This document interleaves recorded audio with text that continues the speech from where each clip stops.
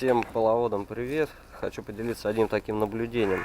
Это для тех, кто обращает внимание на все шумы, допустим, там при трогании, когда двигатель не набрал достаточно обороты, он вибрирует, и у вас какие-то стуки под капотом непонятные.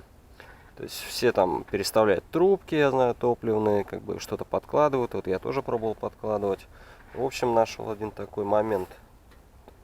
Не знаю, может быть, это только в моей машине так, но корпус воздушного фильтра, он у меня практически вплотную прилегает вот к этой чашке.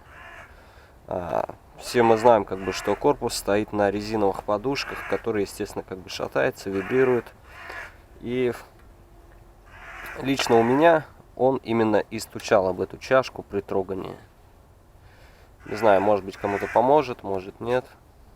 В общем, посмотрите у себя, напишите, как у вас это все стоит.